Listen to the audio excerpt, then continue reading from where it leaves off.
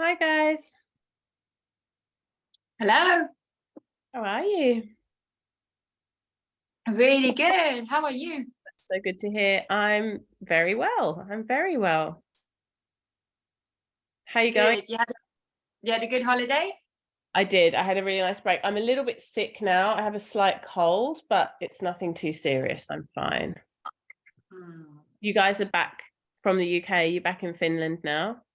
Yeah, we're back in Finland. Yeah. The Happy- trip made us decide though that we want to move back. Oh, really? Yeah. Do you have Yeah. more family support in Finland or in the UK? In Finland. Yeah, right. Okay. Yeah. You still like it Yeah. better there. Yeah. Yeah, we do. It's really like the Whereabouts is hot. your partner from? Where in England? Well, he's got family around in the south, but we're really drawn to Somerset. Oh, it's beautiful. Yeah, it's nice. Yeah. Yeah. And there's a big kind of alternative community there as well. There really is. Yeah. So it was really nice to be in that vibe, you know. Yeah. So I mean, and once you it get your felt online business doing all the things you want it to do, it won't matter where you live. You can do it from anywhere. exactly. It felt so great, to be in the midst of this working on the business like this and then realizing, oh, this is where we want to be, but it's not about making the business work there. It's like having it going and then like Yeah, you you said, you can can do be anything. You could decide, oh, I'm going to go spend 3 months in Finland and then go back to England. I mean, yeah, and do retreats, and it's all possible once you really nail that online thing. yeah. Exciting. That's so good. Mm. All right, let's just wait a couple of minutes for everyone else to jump in. I noticed that there was a flurry of activity in the WhatsApp group just moments before the meeting began.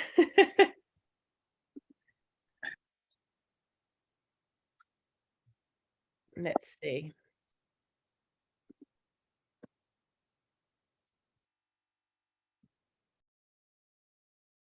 Hey, Emma. How'd this morning go, Katie? Yeah, it was beautiful. We had such a nice session. I love Nishala. She's so, like, I really, really admire her and look up to her. And I always feel like when I'm listening to her and in her presence, like just listening to her talk has an effect on me. She's just, yeah, she's really amazing. She's a true leader and a true elder in the yoga community. Fantastic. I can't wait to watch the replay. Yeah, I'll get that out soon. Yeah. She's something special. It's great. Okay. All right. I think there's still a couple more to jump in, but we can begin. I want to start today with the content, which is around email marketing. And then we'll do a quick Q&A on email marketing. And then I want to go into a share from each of you. And then if there's time at the end, we'll do an open Q&A on whatever you like, any questions that you might have. So let's jump into email marketing. There's a lot of crossover between email marketing and creation of a sales page. So in terms of the content element, a lot of the things that you'd be thinking about when you're creating a sales page and you're writing content for a sales page is also very relevant when you're writing email marketing, to the extent that you can pull bits out of a sales page and use them in your email marketing, which I often do. So if you pay attention to my business, you'll notice that often when I'm launching something new, like you can watch it happen this week, I'm about to launch Yoga Sutras and do a whole lot of promotion around my Yoga Sutra training. And you'll see throughout the week that, or a couple of weeks, a lot of the emails I'm sending out around this program have within them paragraphs of text that are cut and paste from the sales page. So the first thing I want to say is it's absolutely fine to reuse material and to repeat yourself, because your customers are not paying as much attention as you are, right? They will probably barely notice that you've repeated stuff that's on the sales page. And if they do, it really doesn't matter. But I can promise you, if they do, it won't be very many people that notice that. They're just not paying attention enough. Likewise, you can also pull bits of text from your sales page and from your emails and use them on your social media posts. So this is where, if we get really strategic, we're not having to reinvent the wheel all the time and start writing lots of new copy, but rather we can, use the stuff we've already got and then adapt it. So that's one thing. Second thing is, I think it really is the case, exactly the same as with the sales page, that AI can help, but you shouldn't rely on it too heavily, because copy that's written by AI sounds like it's written by AI and people just switch off. So by all means, use it to kind of create like a template or a sort of beginning point, but yeah, come back to your own stories. I mean, I always think now of Annika's sales page, her first sales page for yoga teacher training, where without knowing, I was able to literally go through and tell which paragraphs had been written by AI and which paragraphs had been written by her. And the ones that were written by her were so much better. It's not to say that AI can't help you, but yeah, you really want to get your own voice, your own stories, yourself in there. Super important. Let's talk about what emails you should be sending, and then I'm going to talk about kind of the content and how to, format them and what have you. First of all, I really want to emphasize this, and believe it or not, those of you who haven't been in my community for that long probably won't remember this, but I used to really struggle with sending lots of emails. Like, this was a massive, like, not exactly a learning curve, but like a big area that I had to overcome in my business. Like, I felt like if I sent more than one email about something, I was just hassling people and spamming them, and it's too much. And like, it was a real block for me. And I had multiple coaches at different times telling me, you have to send more emails. And I was so resistant. I was like, but they've already seen it. They already know. Like, I just felt so uncomfortable, hand on heart. And eventually, mostly just because I had coaches that were good and that were pressuring me and didn't kind of let it go. And particularly, I was influenced by Leonie Dawson. And you guys know, I've recommended some of her work, so you know who she is. She really influenced me in that area of like, send more emails.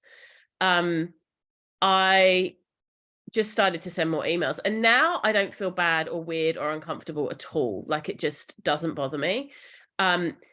Here's the thing, right? The more emails you send, you will get more people unsubscribe. Like, that's just going to happen, and you will get more sales. And even if you don't get more direct sales in that moment, what you are doing is you are warming people up to buy from you. Every time they open your email, every time they see your email, you're in their world. And so even if they don't buy on that occasion, they're getting more and more likely to buy. I spoke to you guys about Zoe Bosco last week, and I used her sales page as an example for her womb healing. She has been emailing me every day, and, like, I'm on her list, not me personally, like sending an email every day, promoting this thing. Now, I open all the emails I get from her because I really like the way that she writes, and I'm also interested in the course.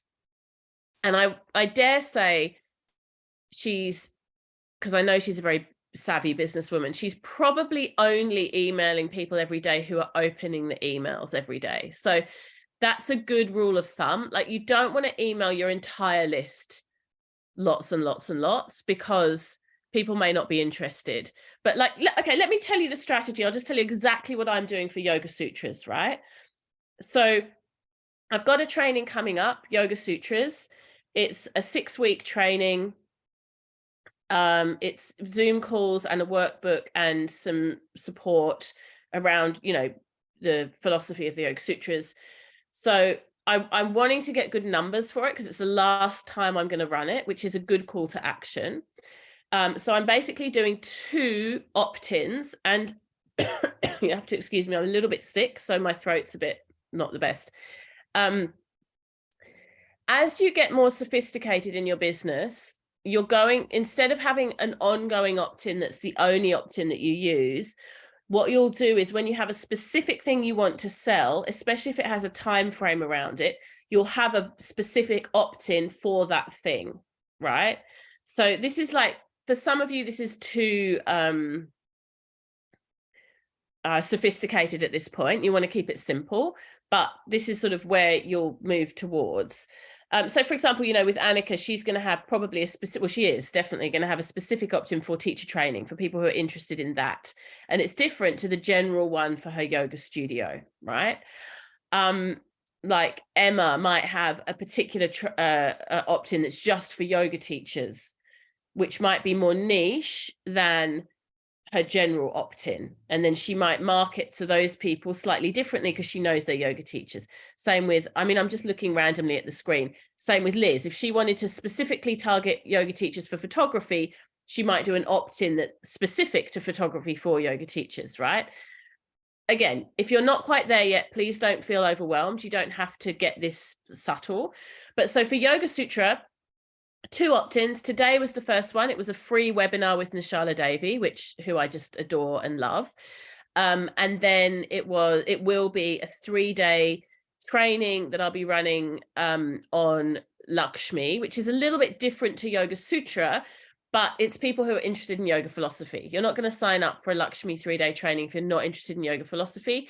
And then because my spin on the Yoga Sutras is about divine feminine, it links enough, right? So when I come to promoting Yoga Sutra, there'll be a few different facets. The first one will be, first of all, I email the people who've already done it and the people who are in my membership, because they all get a discount, right? So they're a separate group for one thing. Next, I email the whole group and just warm them up. Just say, hey, this is coming, right? So it's not like a specifically sales email. That's already gone out. That was yesterday in the newsletter, which I always do on the 1st of the month. So it's a sort of general warm up. At the same time, I'll be warming up on the social media. I'll be starting to mention it, right?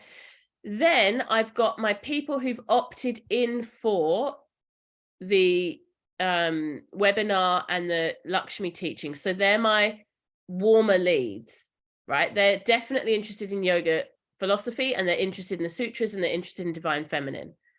So I tag all of them, and I tag them in my back end as warm for Yoga Sutras. And then I know that I'm going to definitely, because I want to go quite hard on this marketing campaign. It depends how much you want to push. You can always make that decision. I'll probably send a series of 3 emails to my entire list, which is quite a lot. Like that's quite a lot for me. But I will probably honestly send 10 emails to the people who are warm. And I just know, and you need to know, that a bunch of them will unsubscribe. And that's okay. I unsubscribe from lists all the time. I unsubscribe from lists that I really like because I just don't want my inbox to be blowing up, you know? So there are lots of coaches, lots of teachers whose lists I'm not actively subscribed to, but I look at their stuff regularly because I know they send a lot of emails and I don't want to receive 20 emails every time I check my inbox. So I'm not offended if someone unsubscribes. I don't check them because I don't want to go down that rabbit hole. It's not helpful for me. But don't fixate on that. Don't worry, oh, I've lost people, I'm going to stop sending emails, because for all the unsubscribes, you will get sales. And if you don't get them directly with that actual email, trust me, every time you're warming people up. Again, think about your own behavior.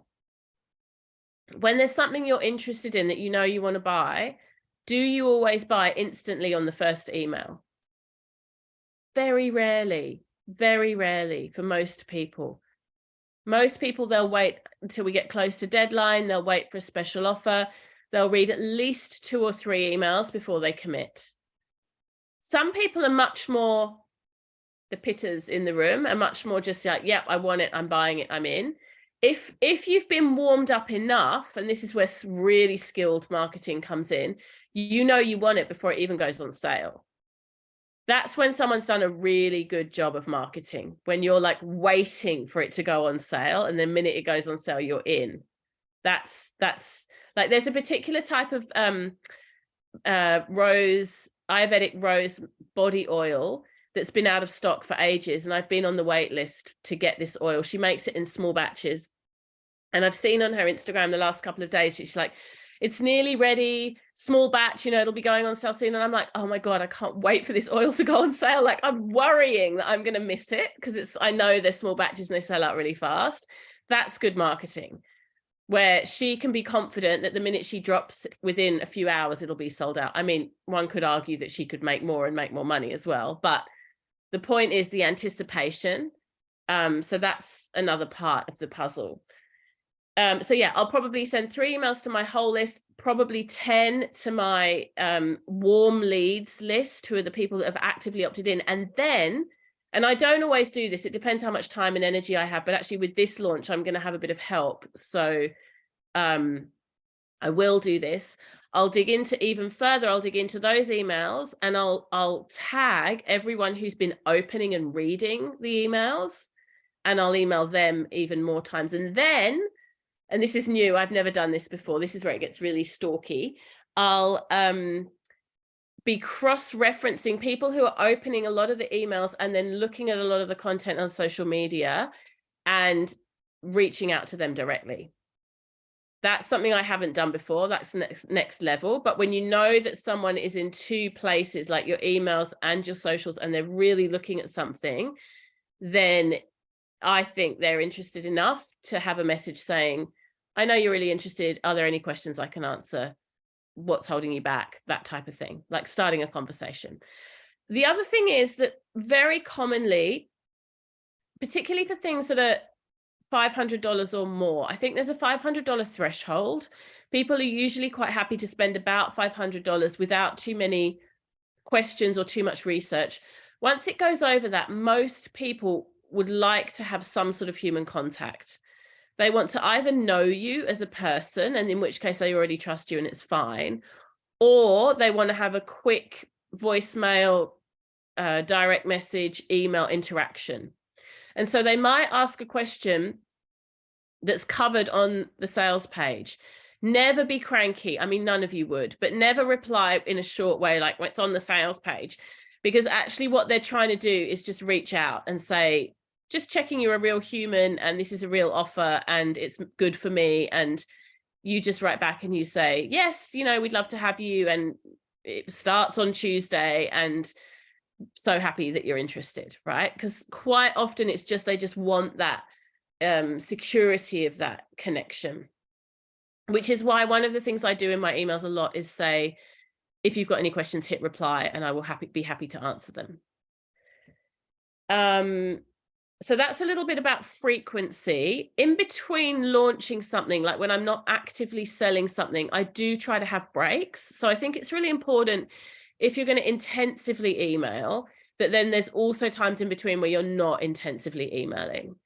The only time that someone will get lots and lots of intensive emails from me over like a long period of time is if they're constantly opting in for things.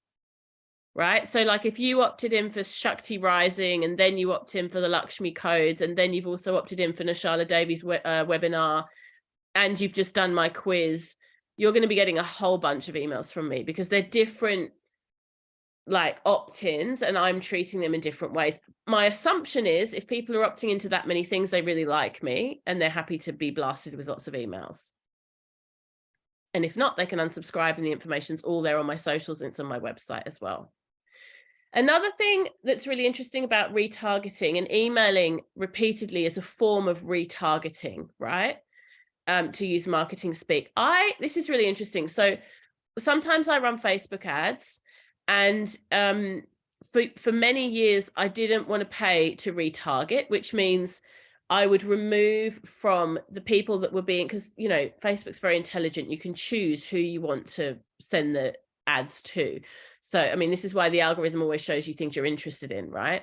So I can choose, you know, I want women who are interested in yoga and spirituality from the ages of 25 to 65 who live in Australia. And it will only show the ads to those people.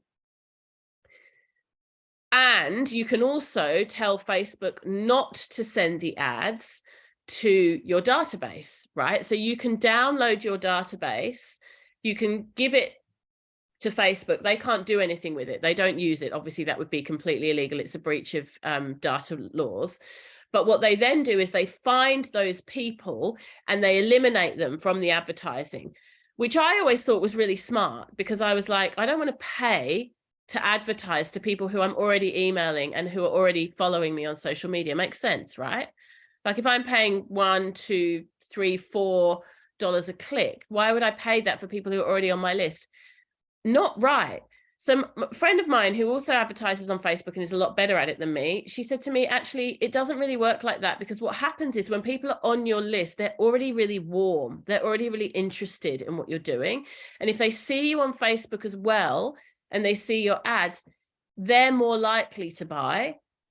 And I was still cynical. I was still like, yeah, but it's a waste of money. Anyway, I did a split test last year on Black Friday when I ran my sale, where I did a group that was retargeting people who are already in my database or who've previously purchased from me.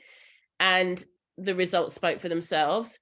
Significantly more purchases for the people that were receiving Facebook ads, who were already on my list, who had already bought from me. So what does that tell me? First of all, it tells me that retargeting on Facebook isn't a waste of money. It's actually the opposite. But second of all, it tells me people buy when they repeatedly see the same thing in lots of different places.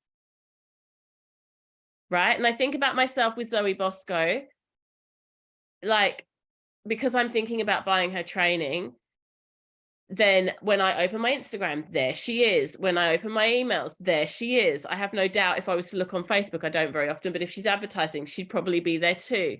Like, it's a constant reminder until you buy. So yeah, I just wanted to offer that because I really changed my thinking around that. I had a very much a feeling of like, I don't want to overwhelm people. I don't want to inundate people. I don't want to seem spammy. You know, I'm not going to pay to show up in their ads when I'm already emailing them. It's not the right way. The right way is actually appear in as many different places as you can. Now, one of the things that you can do with email that makes it much more palatable if you're sending lots of emails is make your emails really good. So don't just sell lots and lots of salesy emails, like 10 emails that are all just basically saying the same thing, buy my blah, blah, blah training. Try to add some value in there. And there's different ways that you can add value. So it might be educational. You might be sending a video, a meditation, you know, some philosophy, something that people are really interested in. It might be story-based. So it might be like anecdotes and stories that, again, are interesting and that your audience will enjoy. It might even be humor. Like when I think about Tarzan K, who's one of my email mentors, the reason I read her emails and I always open them and always read them is because she's really funny. Like she almost always makes me laugh. So that's value too. Yeah, so there's lots of different ways that you can add value. It doesn't just necessarily mean you're giving a free thing, but it shouldn't just be buy my thing, buy my thing, buy my thing. It needs to have something more than that and a bit more variety. In terms of like what your email should look like, it used to be that people were very impressed with sort of fancy newsletters that had, you know, that looked more like a sales page. And these days, I think the trend is very much moving away from that and into just a bog standard email that looks like an email. People find it a lot easier to read. It's a lot quicker. It loads quicker. It's a lot more personal. So my recommendation would be, you can add a few pictures, you can add a few call to action buttons, but I would mostly go for a standard format, you know, text-based email. You do want to think about having your email similarly formatted to a newsletter, in that you want to have it broken into chunks of text with some bolds and some italics. Maybe you use some bullets or some emojis to break things up so it's easier to read. So again, just think about lazy lack of focus that we all suffer from, and create an email that is easy to skim and easy to read. And with that in mind, just know that the PS is often the most read part of the entire email. People jump down to the PS. So in your PS, repeat your offer or say something that you really want people to hear. Like if there's a point that you really want to make, repeat it or say it in the PS, because that's actually some of the most valuable real estate in the entire email, as is the subject line. And this is something that people forget so much. The subject line is the most important thing in terms of whether people open their email. So I was just looking at some of Tarzan's stats before I came online. She did a list in one of her workbooks for a training that I did with her. It's the top 60 emails that she's ever written. And she shows the open rates for them. Her average open rate is in the high 20s, high 20%, which is pretty much industry standard. My open rate's mid to high 20s. Again, that's pretty good. If you're dropping below 20% of people opening, your emails need work. They're either a bit boring, maybe you really are sending too many, something's not quite working. If you're higher than 30%, you're doing amazing, amazing. The bigger your list, the lower your open rate will be generally. And then every so often, if you've got a really big list, it's a good thing to do to scrub your email list. So that can be a bit painful. Like I scrubbed my email list recently and it went down from being 14,000 to 9,000, which I found personally quite painful, to let go of 5,000 people that I'd worked my ass off to get. Like, you guys know, 5,000 people, it's not easy to get that many people. Like, this is years of work. But if you're sending emails out and they're not being opened, what will happen is the delivery will go down. It's like, you know how Gmail works? So a lot of things end up in spam and end up in junk and end up like not being delivered where you want it to go, in the promotions folder. So you really want to try and keep your open rate high. The people that I scrubbed off my list were people that had never bought anything from me and had never opened an email from me in 6 months. So the likelihood that they're suddenly going to open the email and buy something, it's pretty slim. And by scrubbing those 6,000 people off my email, my open rate went through the roof and my deliverability massively increased. Does that make sense to everyone? I'm getting a bit technical now, but I'm hoping it all makes sense. Basically, you don't want to be sending lots and lots of emails to a list of people that aren't opening them, because the algorithm will punish you for it. So you want to have a highly engaged list, and it's much better to have a smaller list with more engagement than a big numbers list where your open rate is very low. Edwina is asking about click rate, 25 to 30% open rate, 1% click rate. My click rate has gone down heaps, which is not good news. So my industry standard is 2%. Anything above, I mean, think about it, right? These aren't great numbers. Like, it's disappointing. Okay. Just straight up. Like, what you do want to look at, and Kajabi can tell you this, is it always the same people clicking? And sometimes it's not, and that's good. You want it to be a variety of people, right? If it's 1%, but it's a different 1% each time, that means at least people are opening. There are different ways that you can get people to click through. Curiosity is a really good one. So for example, when I write my newsletters, I don't know if you guys have seen this, but I don't necessarily say the thing that I'm linking to explicitly. So for example, the newsletter I just sent out yesterday had a link to a podcast about masculine, feminine teachings, right? And it's from this amazing teacher. I'm trying to get her to come in and do a session in Bhakti Club. We'll see if I can get her. So instead of saying, oh, her name is Christina Louise, her website is da-da-da, here's the link, right? That gives away too much. So instead I say, it's an amazing podcast with this incredible teacher that I've really loved, link, right? So they have to click on the link to find out who it is. Or I'll give a book that I've been reading. I'll be like, this book's been so brilliant. It's blown my mind, blah, blah, blah. Here's the link. I don't say the book is called Rebel and it's written by blah, blah, because then there's no real call to action for them to click. Some people take that too far, I think. Like, for example, when on sales pages, people don't tell you the price, that annoys me. I'm like, I know you're just not telling me the price because you want me to click through or give you my email, and I'm not going to. I want to know how much it is. So, you know,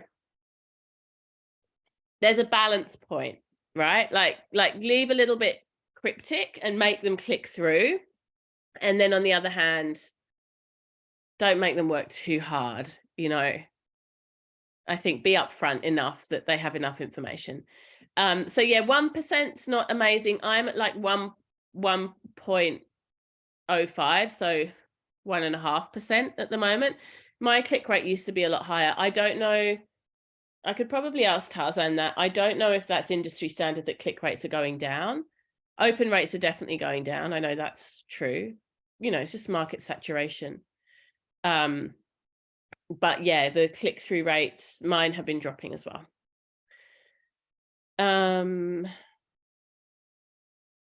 Okay, what else? Oh yeah, so just going back to subject lines. So here's some ideas around subject lines. First of all, have it be a little bit intriguing. So it's not just like, here's a free meditation, or, you know, here's your PDF or something like that. Like a little bit of intrigue, a little bit of curiosity. It could be a question. It can be something quite personal. So it could be like, you won't believe what just happened to me, or I just received this and I can't believe it, or that kind of thing, like a personal kind of something about you, or you know, this helped me lose weight like nothing else, or this book blew my mind, whatever, that type of thing. It could also be time sensitive. That's another one. So you can even say time sensitive, or you can say doors closed tomorrow, that type of thing. I'm just looking at my notes. You could say something controversial. I mean, this isn't really what I do in my work, but you definitely can. So, you know, you could say something about, you know, like sex, or like, I'm thinking of one I got recently, was something about a hangover, that type of thing. So something that's a little bit more risque, or a little bit more like, probably if you work in the health industry, you're not going to say that type of thing, but those types of things that are a bit more shocking, and so you open them for shock value. And then another one is humor, and there was one more, pop culture. So you can say something that relates to you know, something that's been in the news, or something that's been trending, or something that's been going viral, that type of thing.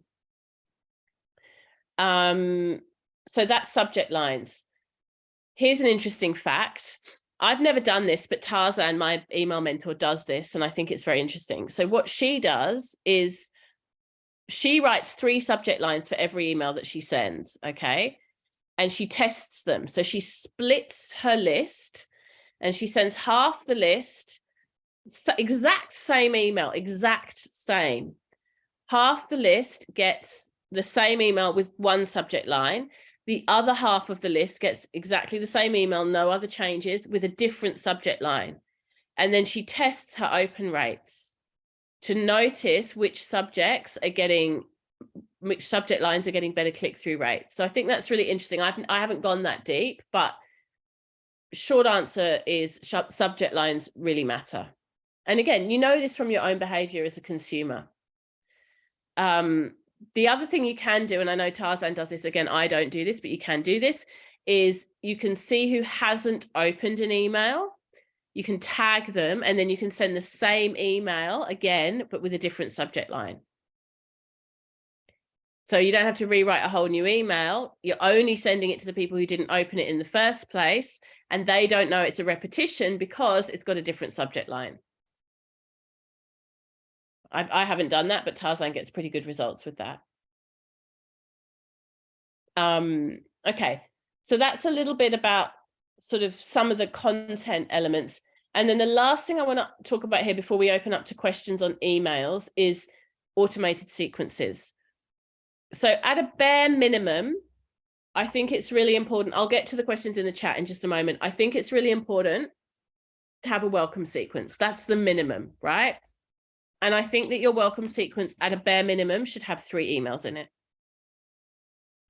If you go to Tarzan's website, she has lots and lots of freebies. And I really recommend, if you want to go deeper into, I'm just going to look it up for you guys.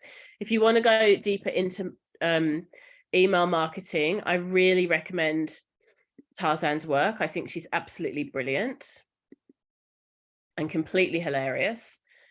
So if you go to her website, I've already recommended it to some of you.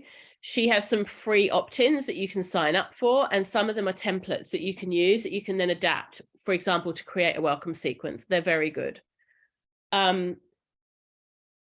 You can also automate things, which I think is a good idea. Like, for example, when someone signed up for a training, you send them an automated email thanking them for signing up and giving them a bit more information. You know, I'll be getting back to you with more details soon, but for now, thank you for signing up, like that type of thing. So you can have all of those types of emails automated. You may also want to have a particular sales sequence for a particular opt-in. I used to do this a lot more. To be honest, in my business now, I've made it more generic because I was finding it really hard to keep up with as my business grew. It used to be like, if I had a yoga opt-in, then I had a sequence that was more yoga oriented that I would send them. If people had opted in for Ayurveda, then I would send them the Ayurveda welcome sequence. If they'd opted in for yoga of birth, then I would send them the pregnancy welcome sequence. And then my business just got bigger and bigger, and it was really hard for me to manage. So I actually amalgamated, and I have like a generic welcome sequence that I send out now. But when you're small and you're just beginning, you might want to be more tailoring the sequence to different demographics in your audience. It does create a lot of work, and I'm not sure if it's worth it. Like, I always think when something's very labor intensive, I think, what's the return on my time going to be here? Is this really going to make a difference to sales? And if the answer is no, then one sequence for everyone's a good start. But one sequence is very necessary. And then in addition to that, I would recommend that you have at least once a month that you regularly email. Tarzan would say once a week, and she would say it very strongly. She would say, if you want to keep your list warm and you want to keep your emails opening, you should be emailing your whole list once a week with something that you're not selling, right? So there's a difference between launching and sending lots of emails because you're selling something versus just, I'm keeping in touch with you. So I always send on the first of every month, I send my favorite things email, which is a list of like kind of what I've been doing, like a bit of a newsletter type thing. I'm about to add to that and start doing a middle of the month, more philosophy based one. I'm going to actually be using excerpts from my book. So again, double batching, like not rewriting things, but using grabs from the book. So that'll be starting to happen in the middle of the month. So then I'll be emailing basically every 2 weeks. And people who are on the Bhakti business list as well will get probably more than that, although I haven't started a regular schedule for that yet. So, but definitely regularity, like Tarzan would say, absolutely critical that you're emailing regularly so that when you do launch, it doesn't just come out of the blue, right? Like, oh my God, I haven't heard from this person for 6 months and suddenly they've sent me 10 emails in a week, right? That doesn't really work. You've got to at least once a month, if not more often, be sharing. And you know, you can either do that in a very sort of organized and structured way, or you can be a bit more organic, but you need to be regular. You need to be consistent. Okay, let me have a look at the questions. Is it helpful to have heaps and heaps of clicks to lots of things? No, there's nothing good about lots of clicks. Like, it just means people are engaging. So much as I do link to other people's things, predominantly you want to be linking to your own things that you're selling. So yes, like to a certain extent, it makes people more interested. Like if all you do is send stuff that you're selling, people know that's all they're going to get from you, and it kind of is less interesting. Whereas if they know I'm going to share great book recommendations, recipes, music, playlists, podcasts, I'm much more likely to get engagement. But you don't want to overdo it, because at the end of the day, you are trying to sell your own stuff. How do you scrub your list? Is it a manual process? No. So in Kajabi, and probably in other systems too, like Constant Contact and what have you, you can just do a filter, and you filter out who has not opened an email and who has never purchased within whatever period you want to do. And it will bring all those contacts up, and then you just delete them. It's brutal. Okay, Heidi had to go. That's all good. And Annika's saying that she likes Tarzan stuff. Perfect. All right. Questions about email. Hit me with your questions about email.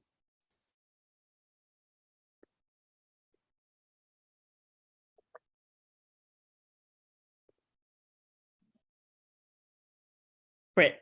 Hi, I'm at the I'm still at the beginning of all of this. So obviously with Kajabi, the email is sent out through Kajabi, but not using Kajabi, then I would need an additional, is that right? Yeah. So you'll need something like Constant Contact, or what are some of the others? Edwina, help me out. Let's say Manic Monkeys, but that's a kids' play area. There's something with monkeys in it. What is it? MailChimp. MailChimp. Thank you. Confusing my different parts of my life. MailChimp. Yeah, something like that. And again, I mean, I know I'm always harping on about Kajabi, but this is why Kajabi is so good, because you pay for all of those. You pay for MailChimp, you pay for Constant Contact. You're paying to host your website. By the time you've paid for all of that, and then you've paid somewhere else to also host your courses like Teachable or Udemy, it's more than Kajabi would cost, and you've got to make them all talk to each other. Whereas inside Kajabi, it's all there. MailChimp is free up to 500 contacts. That's good. That's really good. And Flowdesk is the same price for, doesn't matter how many emails you have. I left MailChimp because it was costing me hundreds of dollars a month. And I went to Flowdesk and it cost me $19 US a month because I had a discount code. So, and you can have as many emails as you like on that one. Right. Good. So short answer is, Britt, yes, you definitely will need something, some sort of database. What are you building your website in? Is it WordPress? No, I think I'm doing, I keep on going back and forth, but I think it's going to be Squarespace until before I launch the actual program where I'm going to need Kajabi and everything. When is that? That's in February. So you're going to build your website in Squarespace, and then you're going to build your course in Kajabi in February. Does that sound a bit ridiculous?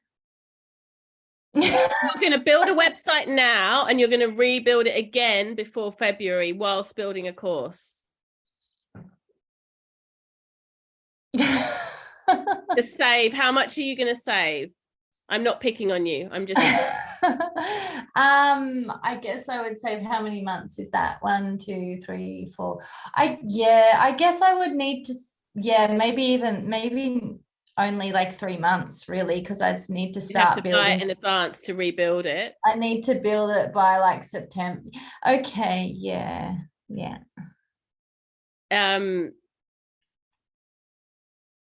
Yeah, no. It does. It's like, I mean, I built everything. The reason I'm so passionate about this, I've told you guys this before, I've told at least some of you, I built everything not in Kajabi because I was being a tight ass. I was like, I don't know if it's going to work. I don't know if I'm going to make any money. Kajabi is really expensive. I'm just not willing to do the outlay. So I built everything. I built a Wix website. I had Constant Contact for my database. I had my trainings in Teachable.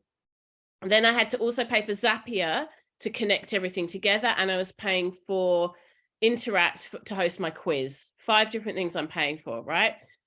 Plus, they're all like connected in a way that's like bodgy and things are not working and it's like clunky and it's just a tech headache. So at some point, about 6 months into my business, I was like, this is not working. I have to do Kajabi. I'm going to bite the bullet.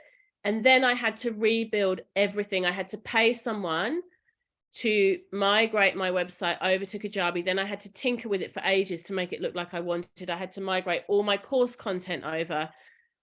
I regretted it so hard that I hadn't backed myself from the beginning. And, you know, of course, all right, if you don't make any money and it doesn't work out, then you won't have that problem. But I think setting up a business, like thinking this may not work, I'm just going to hedge my bets, that's not a good place to start from, right? I'd rather say to myself, I'm going to invest $500 in 3 months worth of, you know, infrastructure. And then if it doesn't work out, well, I've lost $500, but at least I tried. It wasn't a hedging my bets, but I think I'm just getting caught up in that's money going out that can be going elsewhere. That's what I'm getting caught up in. But yeah, if I can put it into the place of I'm investing, you know, what, $300, $600 for these months that I would be using, you know, XYZ, then I think, okay, that makes more sense to me. Yeah. And what about if you ask yourself the question, how could I get Kajabi to be paying for itself really quickly? What's the low-hanging fruit? Like, what could I offer that's just really easy for me to pull together as a quick and easy, short warm-up something that I could create a checkout page for in, you know, an afternoon. And even if only 3 or 4 people bought it, that would be Kajabi paying for itself for this month, right? Rachel Rogers, and I know you're reading We Should All Be Millionaires. She talks about this a lot, like, and I love this way of thinking. There's something I want to do in my business. How can I make the money to do that thing? Right? I want to do this training. I'll tell you, I've just signed up to do Victoria Washington's CEO training because she put it on at Evergreen. I can't even tell you how indecisive I was. Like, I think of myself as a spontaneous buyer, but I'm a spontaneous buyer when things are quite cheap. As soon as they go over $200 or $300, I really contemplate it a lot. Anyway, like, I looked at the sales page for that. I told you guys, like, on and off. Oh, I will, I won't. And it's $4,000, which for me is a lot of money because I'm supporting my whole family. Like, it's a lot to just spend on myself and my business. In the end, my partner talked me into it. He was like, I think this will return itself many times. Just do it. Anyway, the point is, it's the way I think about it now, or I thought about it in the end when I finally decided to buy it, is, okay, it's $4,000. Let me make $4,000 more in my business this month to pay for it. How can I do that? Let me think about that. And there's lots of different ways. Obviously, I've got quite an established business that I can do that if I really put my mind to it. So rather than a sort of a mentality, and this is not just for Brit, this is for everybody. Rather than a mentality of like, oh, I'm going to be out of pocket X amount, it's like, well, how much do I have to sell to cover that? And how can I do that in the easiest, quickest way? Sometimes we need to, create that little bit of pressure for ourselves. And I've already started the CEO training, and it's absolutely amazing. So I'm stoked that I signed up. I love Victoria Washington. She's so good. So Annika's saying, I'm moving my website from Squarespace to Kajabi now. Build it straight in Kajabi now if you can afford it. The move of the website is 40 to 50 hours of work for the studio, right? And you're paying someone $800 to do that move for you as well. Is that correct? I'm paying someone, well, they originally wanted to charge me $1,000, but I was able to haggle my way down when I got the reminder that he was Indian. So I think 800 Australian. Which isn't racist, just means that he's open to haggling. No, yeah. I've been to India several times. I was like, oh yes, I forgot what they do over there. Yeah, first price is not last price. Yes.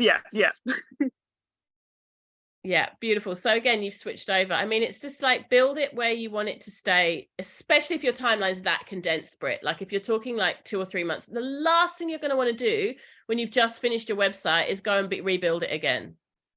Like, I don't know what I was thinking. I'm glad you're all here.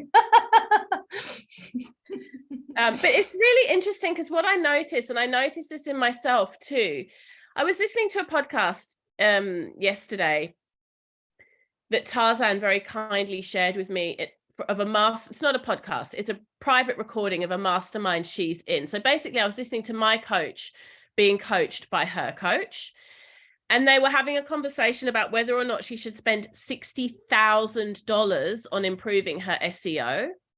And she has a multi-million-dollar business, right? But she started like us. She has, you know, she's a mum, she's at home with 2 children. She runs a very successful email training.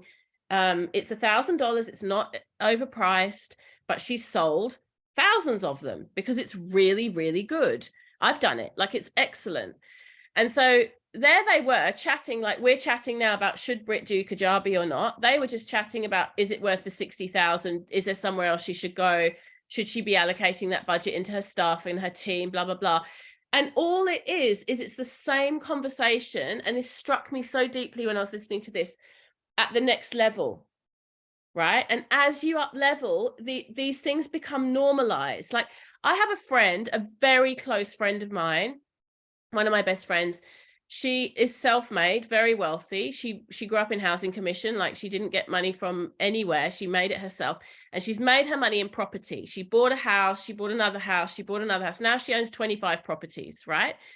We went away last weekend and we were staying in this beautiful house on the water, and she's like, God, I love it here. I think I might buy a house here. And she's looking around and like thinking about how easy it would be to Airbnb and what type of house she'd buy and blah, blah, blah. And what I noticed in her is it's totally normal for her to talk about, I really like it here, maybe I might buy a house, right? Because she already owns 25 other houses. Why wouldn't she buy a house? To her, that's completely normal and not in any way scary. It doesn't make her nervous system contract. Just like Tarzan's like, oh, should I spend $60,000 on CEO, or should I spend it on hiring someone to, you know, do my next launch or whatever? So as we up level, the conversations that we're having, the numbers change, but really actually we're not talking about completely different things. Like, once the foundation's in place, it's all very scalable. It can all change very easily. And so much of it is our mindset. It's around how we think about it. It really, really is. It's so interesting how much of it is energetic. How many of you have read We Should All Be Millionaires, Rachel Rodgers? Just raise up your hand. Yeah, so if you haven't read it, just do yourself a favor and read that book. Like, it's very powerful. And she talks a lot about this idea of just where you see yourself in a particular paradigm. Have you read it, Annika? Yeah. Yeah, just that psychology piece is really, really interesting to me. Okay, so let's just go back on the chat for one sec. Yeah, so Edwina's saying the year that she paid for Kajabi, it made her accountable to launch her program to make it pay for itself. That's perfect. And your time is worth so much more. That's the other thing. Start valuing your time. I mean, in the beginning, you might not necessarily have as much time, but as much money. So you put more time in, but put the time in a place where you're not going to then have to do it all over again. Bryony is such a good example of that. Like, you're forever going to be my poster girl for that, Bryony, the person who came in, jumped into Kajabi, took the financial risk, even though I know, you know, you don't have a huge budget, and then just put the time in to figure it out, even though you're not a massively techie person. And to me, that's like the perfect pathway. Like, it's yeah, because you've set a really, really stable foundation for growth. Is it only good for online courses, retail, photography? Like, I think for Kajabi, it's mostly for online courses. So for you, Liz, like, your website is, and also because your website's already established, I wouldn't necessarily recommend that you move. But if you were starting again and you were thinking of running any kind of online courses, I would definitely say start with Kajabi. But I wouldn't recommend you move. You don't need to. You've got nothing to gain. Yeah, you can do podcasts, subscription platforms, communities, mini courses, big courses, websites, email marketing, custom apps. Yeah. The other thing that's really good about Kajabi, and Bryony will tell you this, is that they have really good tech support. So you can be online with them and they'll walk you through and help you do things that you're struggling with. Yeah, good, beautiful. That's Amanda, iPhone 2, I think. Yeah. So she signed up yesterday. Beautiful. Alrighty. So other questions. Does that feel good, Britt? How are you feeling? Oh yes, I'm unmuted. Yeah, that feels good. I feel like now it's just that mindset sort of piece that now I can sort of step back and view it with a bit of a different mindset and make a decision based on like maybe, you know, other variables. I mean, I still need to sell some products, so that's an interesting consideration as well, like physical products that I would send out. Yeah, you can do that through Kajabi. Like, it's not like Shopify or something like that, but you can, if it's not too many, you can definitely create products for those that packages that people can then purchase in Kajabi. I've done that with my books and things like that. Oh, okay. If you're running a whole shop, like say a clothing shop where you need lots and lots and lots, then you need something like Shopify. But if it's just 5 or 6 things, then you can definitely do it through Kajabi. Thank you. No worries. Thank you. Anyone else? Questions on email?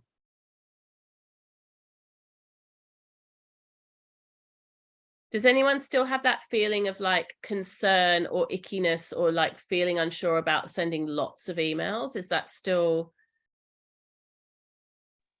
I still have that. Yeah. I feel like because I've been consistently sending, I used to send 1 email a month, and then I did it every fortnight, and I was like, that's enough. And then someone was like, no, it has to be every week. And I was like, shit, okay, I'm going to run out of things to say. And I think that's what I'm concerned about as well.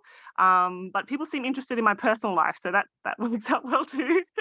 But now I've started creating, all last week I was creating lots of different email sequences for different things, which is really exciting actually, but that means like a whole lot more emails will suddenly start to go out when I turn it on, and that scares me. I don't know, I've gotten some bad feedback in the past about my emails, in the sense like I had a couple of, and this is of course in between our group, but I had a couple of yoga teachers like, you shouldn't share so much about your personal life, you shouldn't be so crass, like all this kind of stuff, right? So like, I think I'm still holding on to that a bit, but I realize, I always think about it, they're not my clients.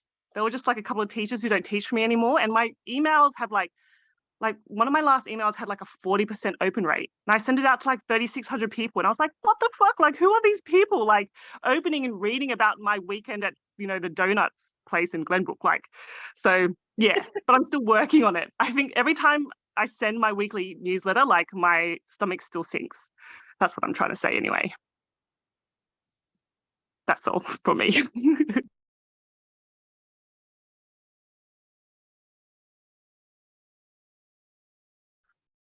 I think Katie's frozen.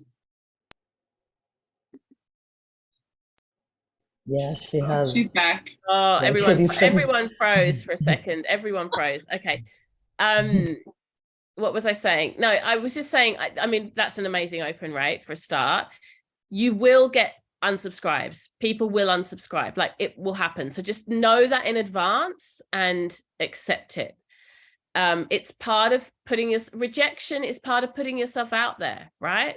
Like, that's what happens when you put yourself out there. Some people don't like it.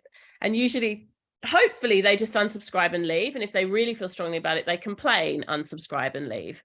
And that's okay. It's okay. I've had people complain that I'm too spiritual, that I'm not spiritual enough. You know, like the thing is interesting. You often get complaints that are like, around contradict each other, and then, you know, it's just people are just people, you know. And every so often, I mean, I'll be honest, I get very few complaints. I'm very lucky. Like, I don't get, because I don't write about really controversial things. I think the more controversial you are, the more complaints you'll get. The most probably negative backlash I've had was recently when I did my gender policy statement, because I work mostly with women, and I did a whole statement around that, and that kicked off on Facebook. That was massive. and there was a lot of negative in there, but there was also a lot of positive as well. And I knew that was going to happen. I knew that when I put myself out there and spoke about something that's quite political and controversial, there'd be a backlash, and that's okay. I'd prepared my nervous system for that. But also the other thing is, don't be surprised that people are interested in you and interested in the details of your life, because they wouldn't be following you if they're not.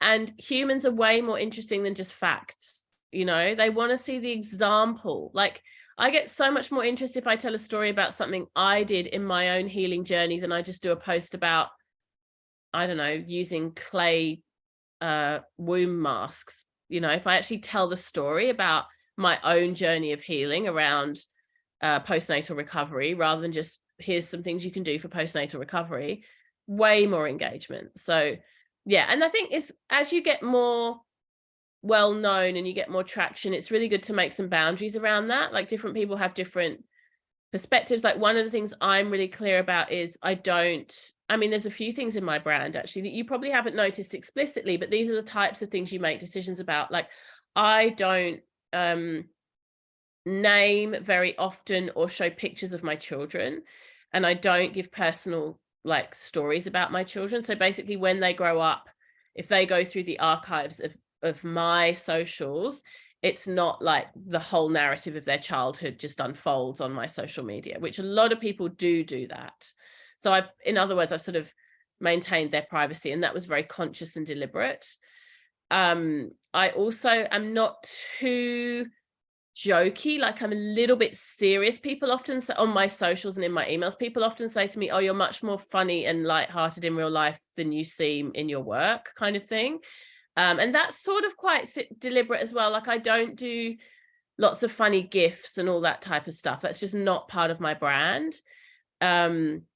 Again, quite deliberate. Like, I do take my work quite seriously, and I am quite serious about it. So I can have a sense of humor, but usually that comes out more in a private group container than it does in my emails or in my socials, which means if I do something humorous, it gets a lot of like good response. Like, did you guys see that one I did on my newsletter last month, that TikTok video that my son found where they were taking the piss out of the name Katie Rose? That got so much response. Like, people absolutely loved that, because it's sort of different to the kind of thing I normally do. What else around my brand? I can't think now specifically, but yeah. So you know, you need to, I guess, Annika, what I'm saying is you want to decide like how much of myself am I going to share, and my kids and my life, and then where am I not? But other than that, keep going. If your open rate's that high, that's amazing. Any other questions or comments in general on emails? I'm just thinking, if you transition, you know, if you're in transition from one area to another, how would you approach that when your email list is mainly from, although there are some crossovers, there's some crossovers. Great question, because I've just done it with Bhakti Business. So you got two options. Either you invite people to opt in who are on your current list, who are interested in the new thing, right? And do that over 2 or 3 emails. Don't just do it once. I'm doing this new thing. I'm moving from yoga more into the voice work. If you're interested in voice work, let me know here. Or you see where they've clicked. You know, they either actually opt in, or you can opt them in because they're clicking on the voice stuff. Or the other option B, is you just migrate everyone, and you this isn't the new you, this is what you're doing now, and they all stay on the list, and if they don't like it, they can leave. I chose, because I've got a big list with Bhakti Rose, and I didn't want to lose half my list. I know that 50% of my people have their own business or are interested in having their own business, and 50% don't at all. They're just yoga and Ayurveda people. So I didn't want to migrate my whole list, because I knew I'd lose a lot of people. So I chose to work with the opting in.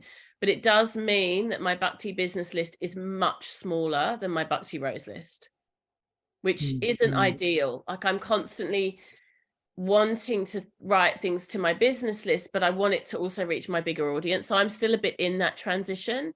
And every so often I'll send something to both. But I'm trying now more and more to have the business side be just the business, and then you know. Yeah. I'm kind of tempted with option B to just transition it all because I'm transitioning the whole of my business to that. Yeah. So you're whereas not you're keeping not both running sides two on. things. Yeah. So then I would transition. I sort of still am at the moment. I mean, what I can say is there will still be this class offered, that kind of thing. But yeah, it's not going to be, that's not really what I'm going to be talking about or just be really honest. sharing here. I'm going through a transition. It's going to change. Here's what's coming. Yeah. There's nothing wrong with that type of transparency. I did that, Nikki, when I had my clothing store. I had a massive list, and then I came over to more wellness, and I just had brought that list with me to my new business, and pretty much all of them had stayed, because anyone that was interested in boho clothing is interested in yoga and oils and all of that as well. But similar to Katie with Shakti Creative, I've kept it very separate. I give them the opportunity in my main list and let them know that that's what I'm doing, but I've kept that email list separate and emailing very differently. Yeah. Yes, I'll think about that. Maybe I could give an option if you just want to stay on a yoga. If I was you, I would do the whole list, because a lot of people don't migrate. I would do, because you're moving in that direction. You're not dividing your business. And I think both Edwina and I, correct me if I'm wrong, have been a bit shocked and disappointed at how few people came over. So I'm not sure my strategy was the best. I would say do it differently and do the whole list. Right, cool, sweet, thank you. Yeah. Brian is asking, in a world where emails are so frequent, what's your tips on approaching prospective clients? Yes, yeah, Bryony, it's really interesting because yours is very different. Yours is like fewer clients. I mean, we've spoken about this, and very high touch. So whereas we're talking about lists of like 100, 200, 1,000, 2,000, you only need a list of 10 and you could sell your business out for the next year. It's very different. It's much higher touch. And I'll tell you honestly, I have a friend who works in HR. She's pretty senior, and she does a lot of organizing, like wellness days and mental health days and that kind of stuff. And I asked her the other day, I've been meaning to ask her for ages, for you and for Nikki as well. We spoke about this, Nikki. You know, what happens when someone approaches you and offers you voice coaching for your sales team, or, you know, spa treatments for your, she doesn't run spas, but you get the idea. And she said, I just ignore the emails completely. They go straight in the bin. And I was like, okay, that's a very honest answer. And I was like, okay, so then how do people actually get through? Like, what, you know, she said, well, the best is a phone call. She said, I don't really love cold calls because I'm usually quite busy. But she says, if someone does call and they pitch me well enough, I'll give them an appointment. So it's not that she'll take the call straight away because she might be about to go to a meeting or blah, blah, blah. But you'll get like 20 seconds of her time. And then she'll say, okay, I'll book you in for a 10-minute conversation. And then she'll book you in for a 10-minute conversation. So I think actually for you, it's probably not about emailing until they're actually a client. And then the emailing kicks in, or following up emails, definitely. But you want to have your first point of contact. You want to get a name and start having that conversation directly. Similarly, for things like if you're trying to get on a podcast, I'm realizing, because I'm going through some campaigning around that at the moment, or if you're trying to get a book, this is a good one, a book deal, right? Those are things where just cold emailing aren't going to work. Remember, with your list, people have already opted in. It's very different. They know who you are and they've chosen to be there. But just cold emailing people who aren't on your list because you're trying to get them as clients is not very effective. So for example, I know when I've tried to get publishers for my books, and getting publishing deals is notoriously difficult. Basically every email I've ever sent to a publisher with a submission has been completely ignored. The times that I've ever gotten any traction has been a personal introduction, a phone call, or some sort of, you know, round the houses way. It could even be a direct message on Instagram where I've been brave enough to leave them a message, and then it's gone into emailing, but only because they've known who I am from me stalking them in another place. So I love Instagram direct messaging. I find that works really well for me. Like if I want to get, for example, presenters on the summit, like I'm trying to get Christina Louise to speak in Bhakti Club at the moment. and I'm pulling together the summit for Bhakti Business. If I email, often I get no response because it might go to their assistant, or it might go to spam, or it just goes in a sea of emails. But if I go into Instagram and I like a bunch of their stuff and I comment on some of their posts, and then I direct message them, particularly a voice message, I almost always get a response. It's just so much more human. So I would say you want to be doubling up, you know, in their Instagram. Like, for example, those places that you went, Bryony, to, where was it you went? I'm going to get it wrong. I want to say Port Macquarie, but that's not right. Yeah, Port Douglas. Port Douglas, there we go. Yeah. So those 4 that you went to see, now go to their Instagram, like a bunch of their their photos, comment on a bunch of them. You're going to feel like a stalker, like, oh my God, I'm a crazy lady, but don't care. I mean, the publishing deal I just got with a firm, I think I told you guys, I basically stalked Kelly Doust until she gave me a commission, because I wanted her to be my editor so bad. Like, I just had her on my, like, literally her on my vision board. I wanted her as my editor. And I sent her about 10 submissions, and she kept rejecting me, but really nicely. And then I'd like keep going back. Melissa Ambrosini, I want to be on her podcast. I'm not going to freaking give up. She keeps saying no. I think I told you guys the last time it was, she lovingly declined. I was like, I'll give you lovingly decline. You're going to be lovingly declining for the rest of your life, lady. Until you just tell me to fuck off, and then I'll stop. But all the time you're lovingly declining, I'm still going to keep trying. So yeah, like all their things, comments, and then DM them. It's Bryony. It was so lovely to see you last week. I'm also going to send you an email. Your Instagram's beautiful. I know there's such good work we could do together. What's your biggest pain? Ask them a question at the end. What's your biggest pain point at the moment? What are you struggling with your staff right now? And then start giving them some help in their direct messages. I got someone sign up for this training, Bhakti Business, for September, because she wrote, someone who's been in my community for a long time, she wrote a post on Instagram this week talking about how much she's struggling to balance her entrepreneurial time with being a mum. And I was like, oh my God, do I have some stuff to say about that? So I got straight into her direct messages, and I was like, let me help you. Here's some tips. This is what I do, blah, blah, blah, blah, blah. And I genuinely, authentically, because I love her, she's been in my community for a long time. I was like, I've got some tips for this. I can help. And if you want to do the business training, I can help you even more. Yep. But even if you don't, I'm still going to give you value. It's not that you're only giving value because you want to convert to a sale, but by giving that value, starting the conversation, it gives you an opportunity to demonstrate your authority and your skill. You know, straight away. And okay, yes, we can do a discovery call and we can book a time, but people are busy. When you just jump into their DMs and you start a conversation, they're already in a discovery call. They just don't quite know it yet. Does that make sense? Yeah, that's great. Thank you. Yeah, good. That would apply for many of you, actually. That would apply probably for almost all of you. It's not about like being really pressury and salesy. It's just, I know I've got solutions for the thing that you need help with. Like, I know I can help you. And when you have that level of certainty, like, I know that women that come into this container are going to come out of it with a lot more business skills, feeling so much more confident. Like, I'm really confident in that. So it's easy for me to say, let me help you. This is how we can do it. Yeah. And, you know, you don't have to stalk as hard as I did with Kelly.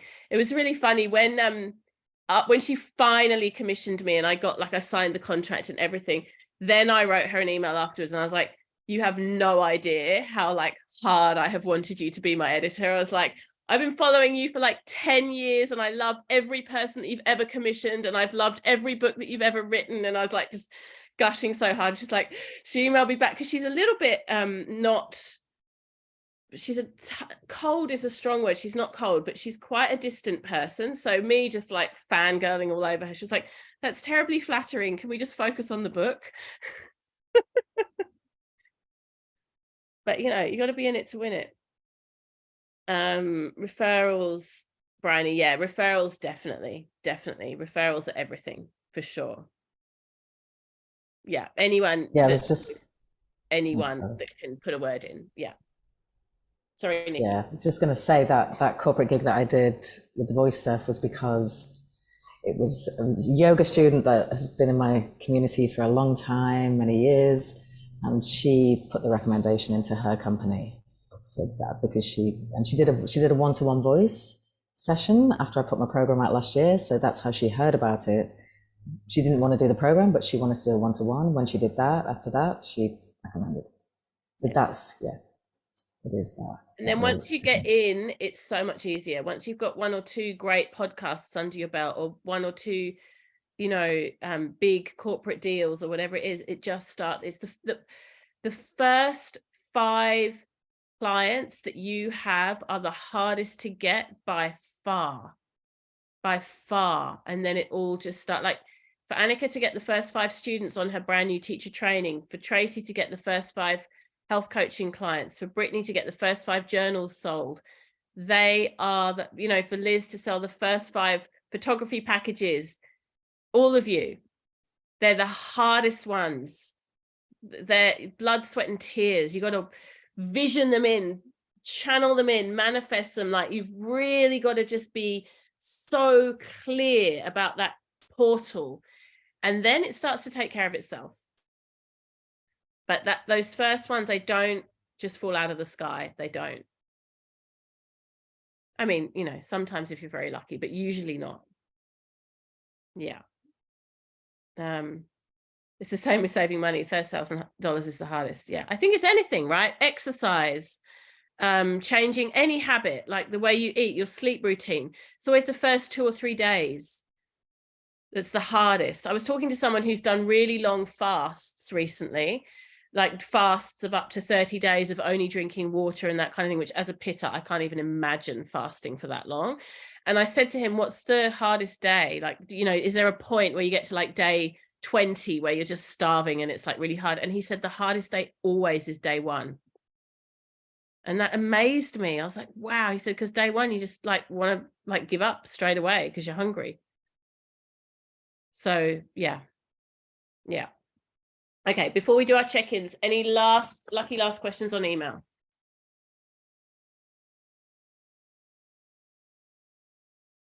Okay, beautiful. All right, well, let's hear from you guys. I'd like to hear, I mean, we've seen a bit in the WhatsApp group anyway, but I just would love to check in. I'd love to hear how you're going, how you're feeling, what you still need help with, because we're coming towards the end.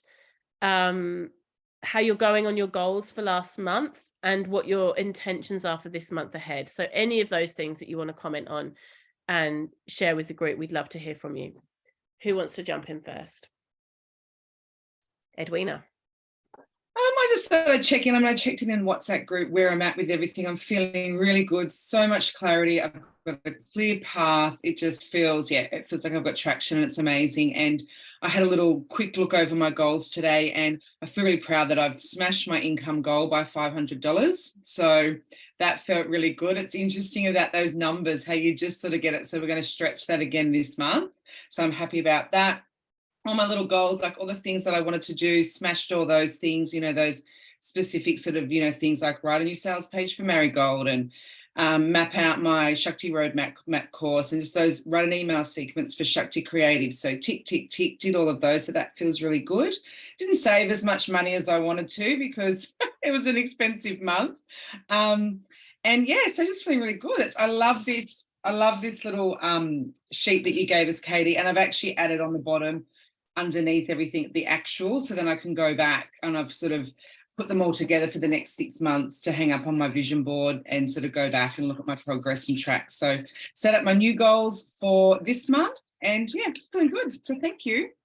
Awesome. I love that. And yeah, the beautiful thing about the goals is then going back and seeing how you did, and not to beat yourself up when it doesn't go how you were hoping, but just to notice and then reevaluate whether you need to change it for next month or just to stay accountable.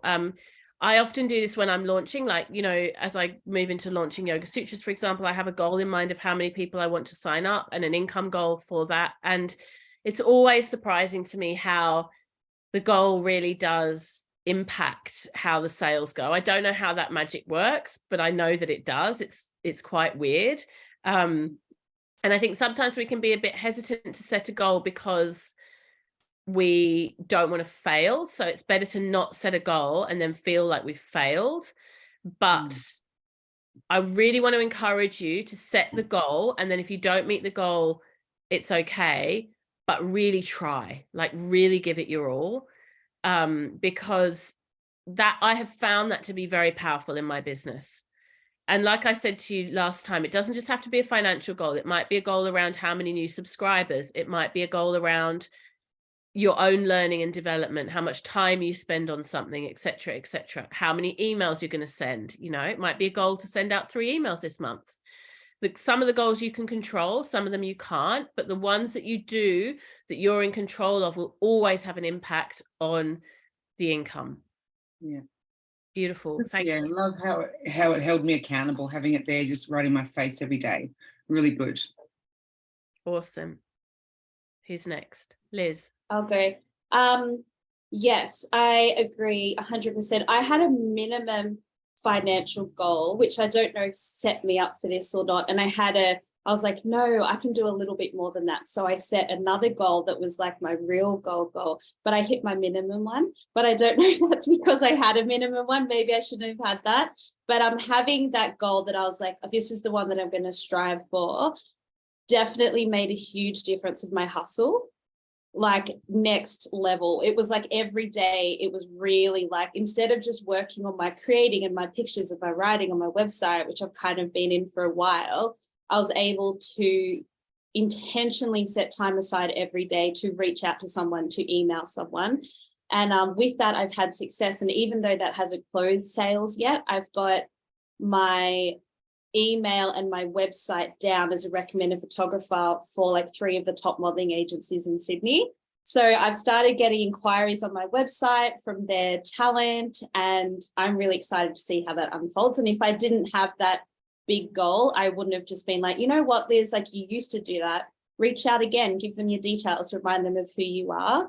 And it's got the ball rolling there. And that wouldn't have happened if I didn't set a specific financial goal. So yeah, it made a huge difference for me.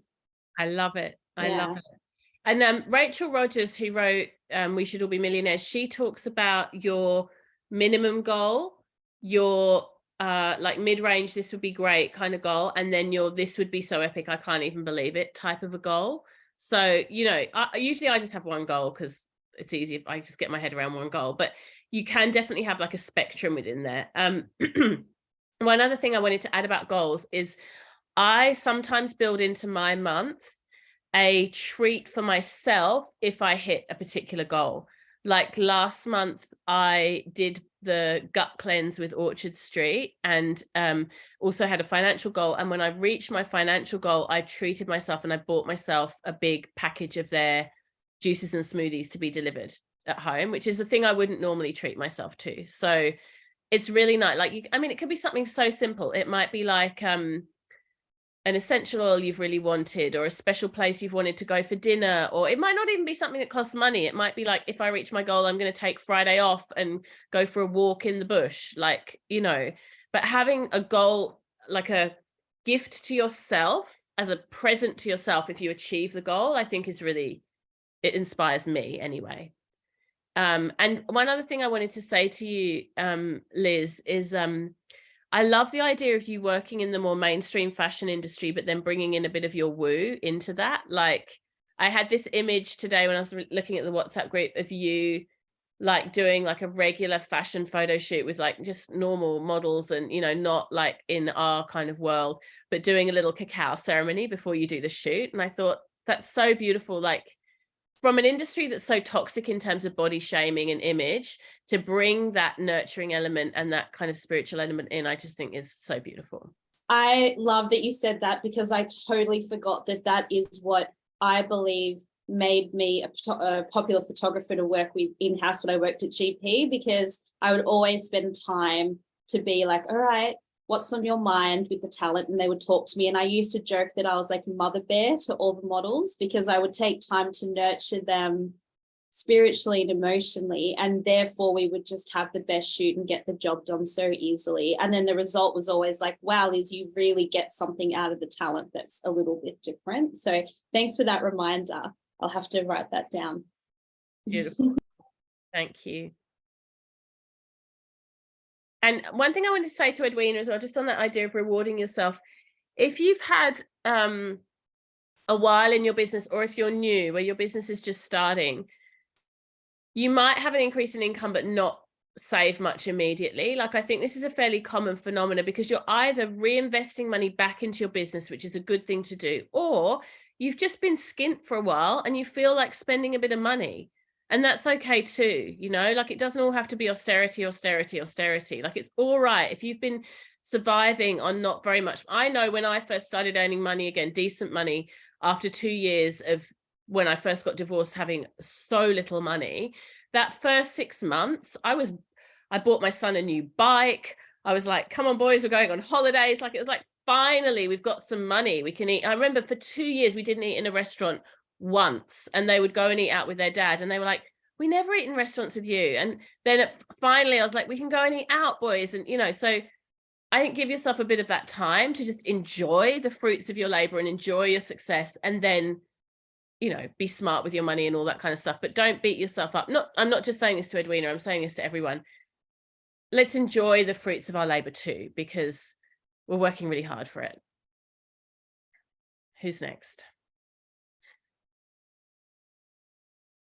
I'll go, just on that note, because I just wanted to talk about how I feel like I've been really hard on myself the past 2 weeks, in the sense I feel like a lot of deadlines looming, and I don't give myself really any breaks at all, like at all. I forced myself to like go get a massage on Friday because someone bought me a gift voucher and it was expiring. So I went and got that, and I just felt so much better. So now I'm still continuing to work, but trying to do it in places rather than locking myself in this office. Like tomorrow I'm working from the sauna, like I have a meeting, so I told them they all have to meet me in the sauna and stuff like that. Just try and change my mindset, because I feel like when I keep working, and even though I'm working on these systems and these big projects, I kind of get like go down this like burnout path. I can see it happening, and it like sort of doesn't just affect me, but affects my family as well and stuff like that. So yeah, and then I know I was speaking to my partner, and we're both completely wrecked. Like, he's been working a lot too. But when I step back and look at it from an outside view, I was like, actually, I've smashed so many fucking goals. Like, I'm doing so much, and I've changed so much in the business. Like, since especially since actually enrolling into this course, just like really looking at things. Yeah, so I just want to say a reminder not to be so hard on yourself when you're like in the pits. Yeah, because right now a lot of us are like in the trenches, like doing the hard shit, and it feels like things aren't moving, but they do move. You just can't see it when you're like right in there. Anyway, that's all I wanted to share. Thank you. Thank you. Here. Totally. I totally witnessed that in so many of you. I see how hard you're working, and I see that the income isn't there yet. And I really, really know that you guys are building such stable foundations. I really see it. So yeah, thank you for that.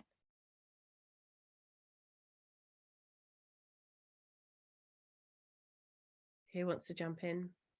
Emma.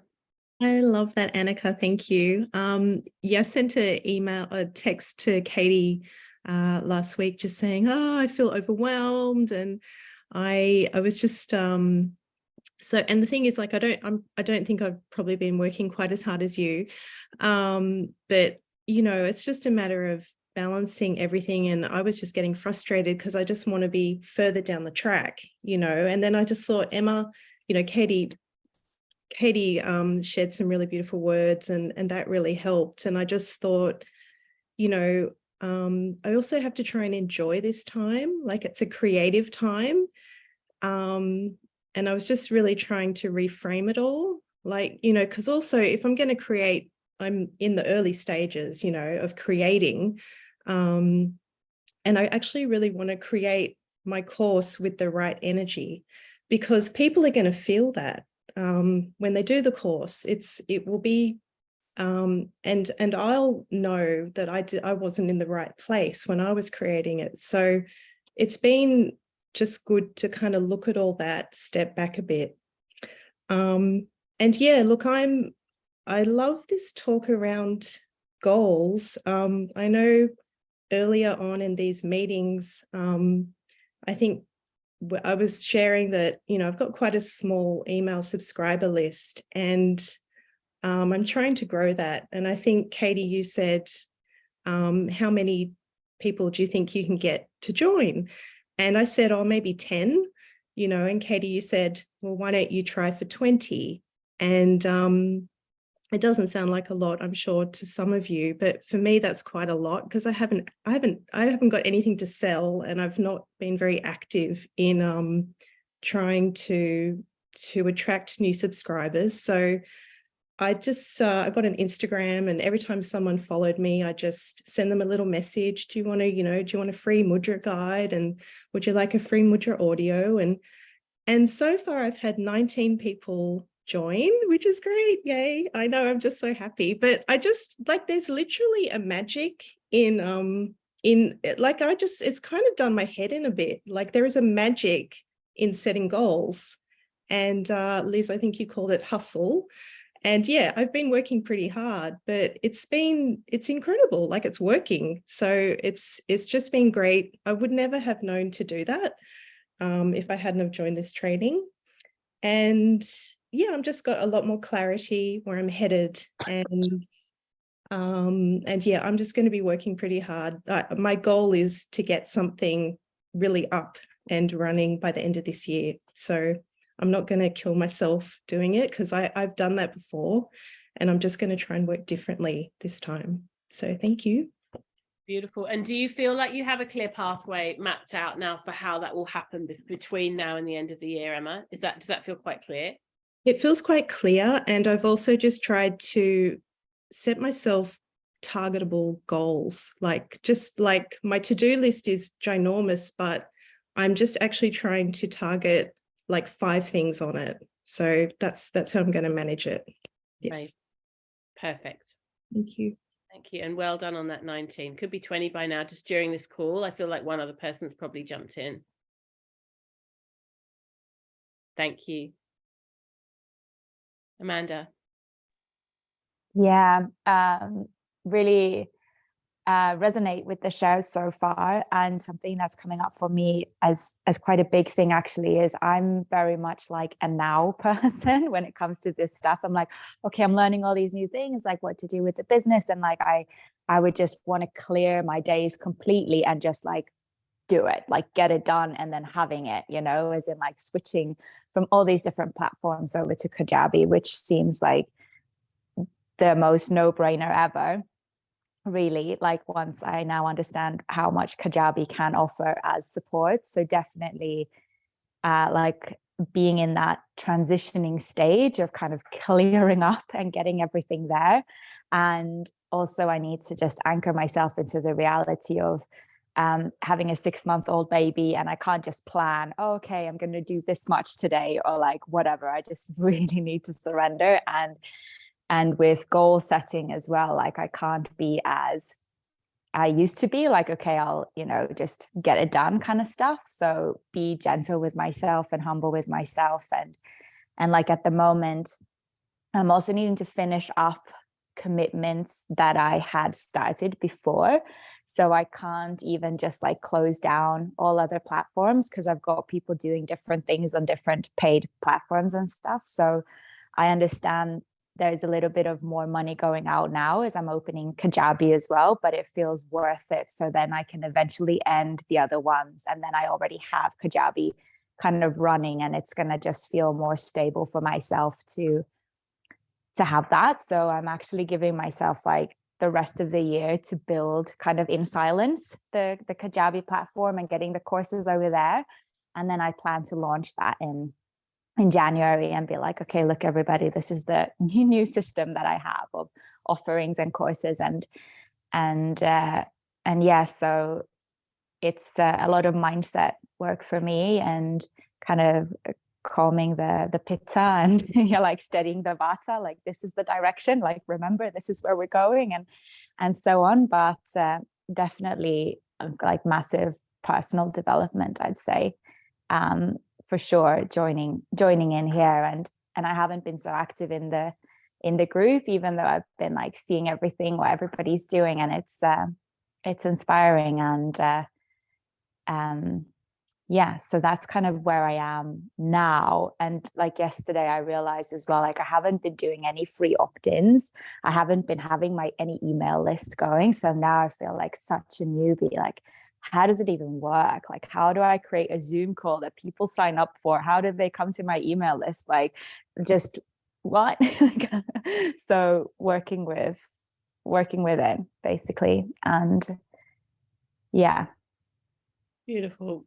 It sounds like you're very much on the right path. I mean, I know that you are. And for you, and also for Janina, who isn't on this call, but I'm sure will listen to the replay, there was a big process of decluttering before you can really, like, it's not like you're starting fresh, because you're bringing all your clients with you and you're bringing a lot of your offerings, but there was a lot of stuff that was like not cohesive and just draining of your time and energy and not necessarily profit making. So, you know, don't be too hard on yourself. You've been through an enormous declutter and now you're building and starting something fresh. And I think giving yourself that timeline to the end of the year to kind of finish what has to be completed, go through that decluttering process, and then have that really beautiful fresh start, you won't know yourself. And the beautiful thing about not having done the opt-ins and not having really had an email list, like I've said this to you before, but you have a successful business that's making you enough money to support your whole family.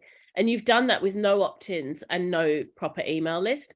That's astounding to me. And I'm sure to lots of other people on this group. So imagine what you can do with a decent opt-in and a very robust email list that you're emailing regularly. Like you can double, triple, quadruple your sales, because your marketing strategy will just be, I mean, 1,000 times elevated from what it was. So you've got such a strong foundation to build on. It's only going to be progress once that decluttering phase has happened. Thank you. That's inspiring and boosting, needing to hear that. Yeah, you're doing so great. And I see how hard you're working, and I know how hard it is with a baby. I know. That's why when you have a little person in your life that you're looking after, it's really good to not work too much with daily goals. I work with weekly and monthly goals, because then if you have a day where the wheels fall off and the baby's sick, or it just doesn't happen, you can go, okay, I've still got tomorrow. I've still, I can catch up. Like, daily goals can be really frustrating when you've got little children. Weekly is much more flexible. Yeah. I'll write that down now, circle it in. And one last thing on the Pitta Vata thing. So you just said not using the Pitta to get too impatient, but what you want to utilize the Pitta for is the focus. So the channel that impatience and that frustration, which I as a Pitta can relate to massively, into one pointed focus. Like, have that Pitta be the thing that gets you so clear about what your goals are and what you're creating, and then allow it to keep you moving in that direction, rather than the sort of shadow of Pitta, which is frustration. Thanks, lovely. Thank you so much. Who's next? Tracy? Okay. So I'm just working away at it's opt-in, a free opt-in. I've just done a draft of that, so now I'll just make it all look pretty, and then start promoting that through my Instagram and add the LinkedIn so people can add their email and get it, so I can start creating my email list. And then I've just started working on my 8-week program, and I have a friend who I'm going to work with using my proposed program to test it out. Right. Yeah, that's where I'm at. But yeah, working in a full-time job that's not related to this and trying to do this. Yeah, I'm just doing it slowly, chipping away at it. So. That's all good. That's all good. And are you using Canva to make your PDF pretty? Is that what you're going to use? Yeah, beautiful. Yeah. So many great templates in Canva that you can use. Yeah. So now that I've got it all written up, I'll just start working on the Canva. Yeah. Um, Awesome. Love it. Slow and steady. Perfect. Thank you. Nikki? Yeah, I just got back on Thursday, so I'm just regathering right now, and that's all I can say right now. I'm just kind of regathering everything, refocusing what my goal is, just kind of refocusing and regathering it all. Kind of going back a little bit to vision, and then going back to goals, breaking those down. I want to run my program. I'm really kind of itching to do that, and I know we wanted to focus on corporate, but I feel like that can come after that, and I just need to focus on getting my program out, because I've run it twice. It's a program that I've got, and I've been having inquiries about it. It's because it's up on my website, so I've been having inquiries. When is it happening? You know. So I think I need to go down that route, because I think what that will do is that forces me to actually get out there and speak about what I'm doing. You know, it's that kind of really forces me to do that. And then I can have the offer of the corporate stuff on there.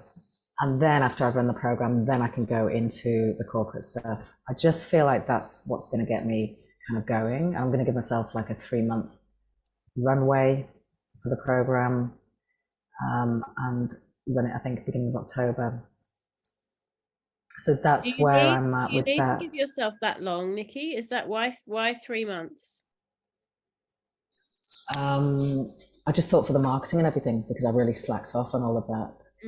What So if you, I mean, I'm just going to put it out there. What if you were to just say, I could do this in 6 weeks? How does that feel for you? Does that feel panicky and not good? Feels, a bit rushed and stressed. Yeah, okay, that's not good then. Feels a bit sort of, only because I'm still getting my website over, so that's going to take me another couple of weeks, I think, to get that sorted out. Now I'm back.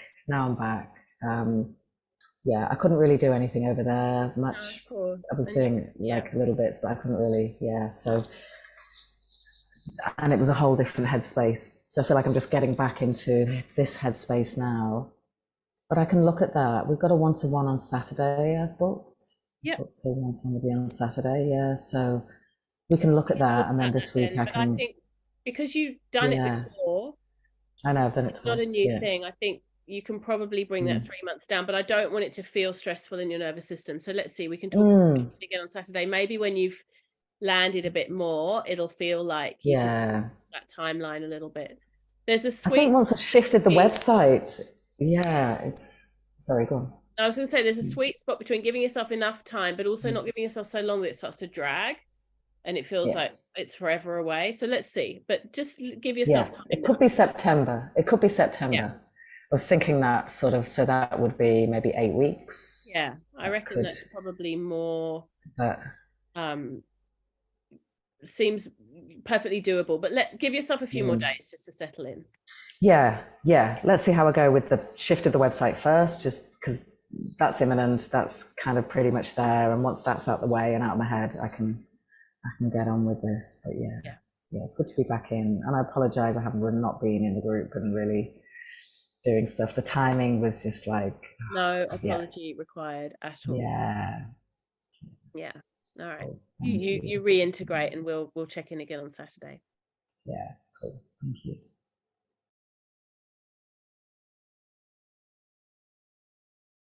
Hi. Right. Oh, Brit.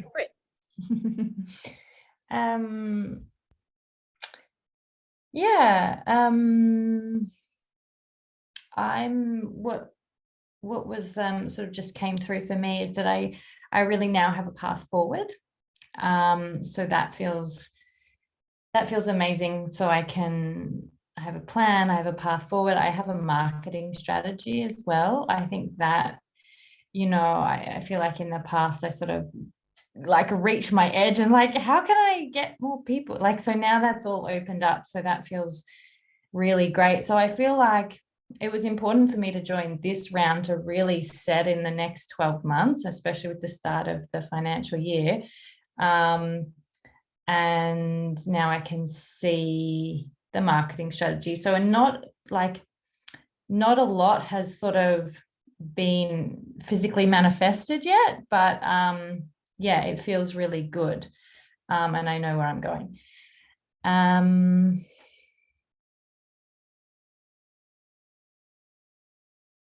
Yeah, I'm just seeing if there's anything else that I want to say.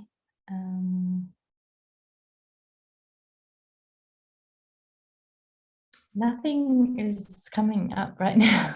I've got two things I want to say to you, and then if something comes in, please go ahead. But one thing I've been meaning to say to you for ages, and this is for everyone, but I think specifically for Brit, is really look at leveraging your existing networks and contacts. Like, you're someone who's been doing the work that you do for quite a long time, and you've got good communities around you, like, for example, with Jane, and I'm sure others. So all that stuff we were talking about before around not being too shy to put yourself forward, and not, you know, being a little bit pushy and a little bit like asking for what you need.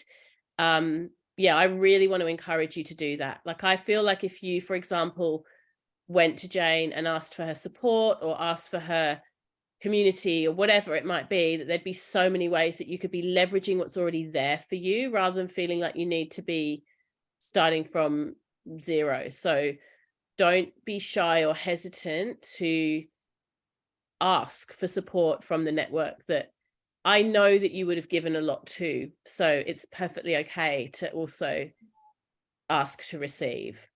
Yeah, on that note, I was thinking about the school I'm a part of is doing a teacher profile, and they just put out an email saying who wants to be on the next profile. So I think that will be good for me in the coming months to do that profile, and that'll get a wide reach, and I can talk about not just the school stuff, but my other stuff as well. And then that'll, yeah, bring people. Can you get your opt-in in there? Maybe. I'm still getting clear on the opt-ins. Yeah, possibly.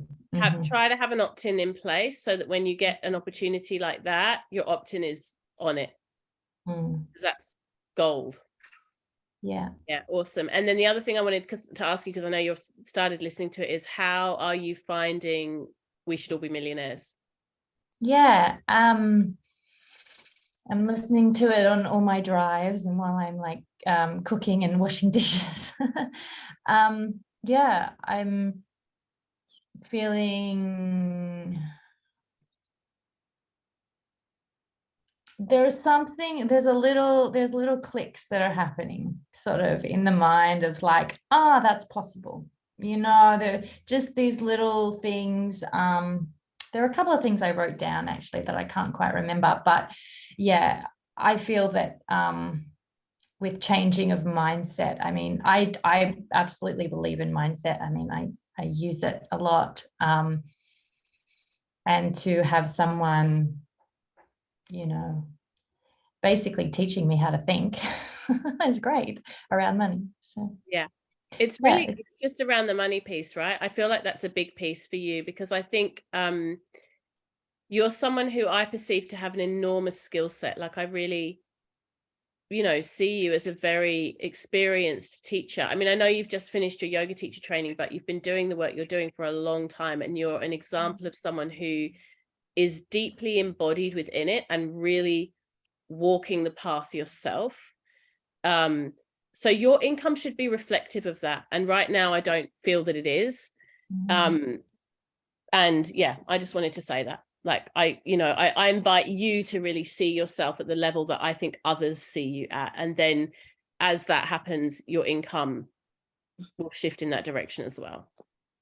Yeah, thank you. I think because I also see myself as a teacher and a student. Like, I'm always learning. I mean, like most of us.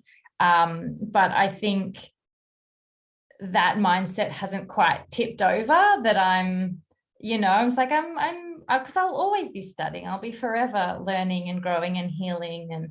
And I think that's also why people are attracted and want to be part, because I'm you know, just like it feels here, it feels like you're doing the work, but you're just a couple of stages ahead of us. And I feel like that's how I want to be with my people, that I'm, yeah, anyway, so that mind piece, yeah, is very important, that switch over, that yes, I am a student, but yeah, I've got a lot of value. Absolutely. You're a teacher, you're a mentor as well, and just seeing yourself in that light. And yeah, exactly what you said. It's like there's always going to be the people who are your students who are coming up, and you're a mentor and a teacher to them, and then the people above you. You know, like I just said, I'm listening to Tarzan have a conversation with her coach, and she's wondering whether she should spend $60,000 on something inside her business. And I'm like, to me, that's such an abstract thought that I can't even imagine. And yet when I tell you guys that I've just spent $4,000 on a training, I'm sure that sounds like a lot of money to you. You know what I mean? So it's like, it's all just these incremental kind of up levels. And you're right. So much of it is about mindset. Thank you. Thank you. Bryony. Yeah, you're right. It's about the context of where you're at in business. I'm nowhere near the 4,000 or the 60,000 at this point. It's all relative though. And the hacks on getting my creep on with Instagram and following people, and I'll put that to use. That's fantastic. Thank you. I'm happy with the completion of my website. I've got business cards, I've got the socials up, and I'm ready just to sell. So I'm spending part of my days researching who I'd like to sell to, and parts of my days just really mapping out what I'm doing with the courses. So I feel like things are coming along slowly but surely. So and that's it.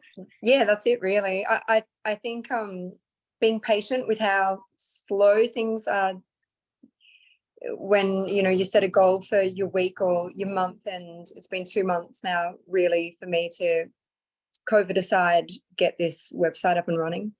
And yeah, it comes along, it comes together in the end, but you just have to be patient with, I don't know, goals you set and date and what you think originally, financially, time-wise, the lot. Yeah, thanks, Liz.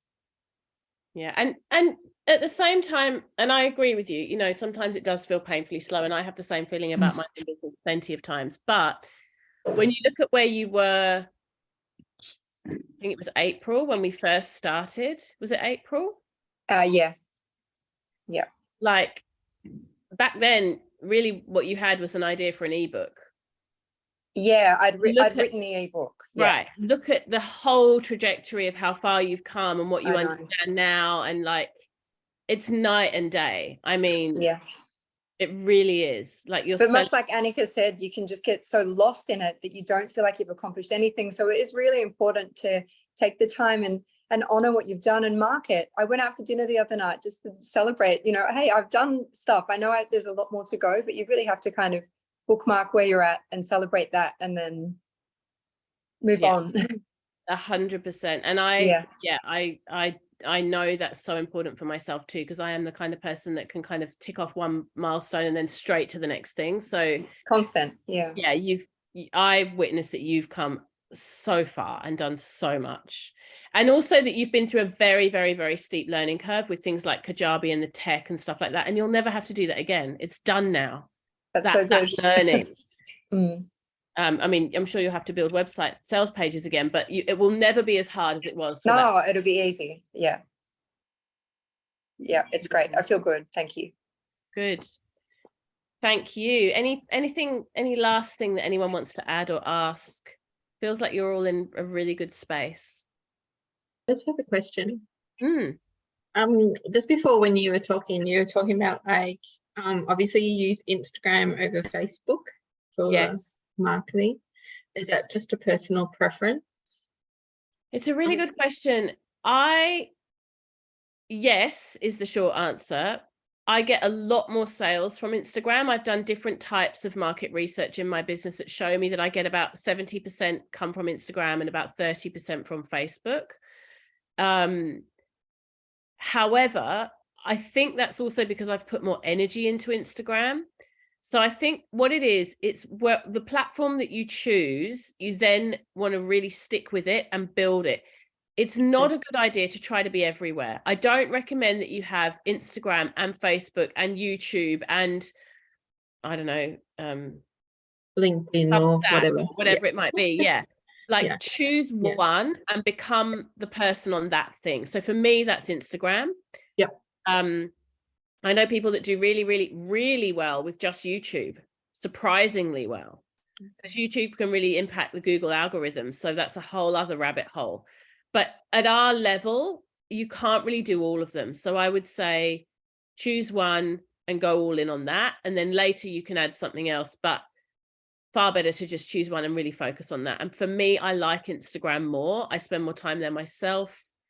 It just works better for me. But Facebook can also work. And I do get some sales and some opt-ins through Facebook. I'm moving away from it more and more. I'll be honest. I just don't really love it. But I've noticed, like, for me, women who are my age and my, you know, niche are more on Instagram, but I did do some previous business coaching and she was all about Facebook, like 100%. Like, so just, yeah, when you were talking about like you don't really look at Facebook, I was like, oh. It's I think I mean, I know I can think of two people I know who've got very successful online businesses who are very much Facebook oriented. So I think it's more you just choose your platform and you build your audience there. But there comes a point where you want to go all in rather than be hedging your bets and try to be a bit of everything. Right, yeah, try and spread you out and sell it too thin. Yeah, too hard unless you've got like a whole marketing team doing it for you. And then, yeah. Okay, thanks. No worries. Anyone else? All right, beautiful. Our final session is on Tuesday. I haven't planned yet the exact content for that session. I wanted to leave it quite open. So there are a few bits and pieces I do want to share with you, but if there are specific areas that you really want to talk about, then please let me know. One of the things I was thinking about to focus on in that session is a little bit around the launch process. Like we've spoken about this a little bit, but like you've got your product, you're ready to start selling it. You've started opting people in. Now what? How do I actually do a launch? So we can definitely talk about that a little bit on Tuesday, if that's helpful. And then if there's anything else, let me know. And, you know, I can cover whatever else you want to cover in that time. I've also sent you guys a link in the WhatsApp group about ways that you can continue to work with me. I'm going to do a really, really simple membership, which is just $50 a month, where you can continue to be in a WhatsApp group that will be just for people graduating from this training. And also we'll have a monthly call. So I would love for you guys to join that so that we can continue to be on the journey together and have that thread of continuity. And I've made it a really low price point because I just want it to be a no-brainer for you to continue in that way. And then there are some other pathways as well, if you're interested in that. So yeah, that's kind of where I'm heading in terms of like what will happen when we get to the end of this container. And then I'm also aware that some of you haven't booked your final one-to-one yet, so please do that. The Calendly link is on the web page that has all the recordings on it. And I will keep the WhatsApp group for this group open for another 2 weeks after this group finishes. And you know, I'm always around. Like, I'm not the kind of person that would, if you reached out to me in a couple of months and had a question or wanted some support, be like, well, you know, you're not in the group anymore, it's finished. Like, I'm always happy to answer your questions and be available. But for a formal container around that, that's the group and me, that's the really simple membership. And I'm going to keep that as only people who've graduated this training, so we're not going back to explaining content that you guys already know. All right, lovelies, have a good evening. I will see you all very soon. Take care. Thank you.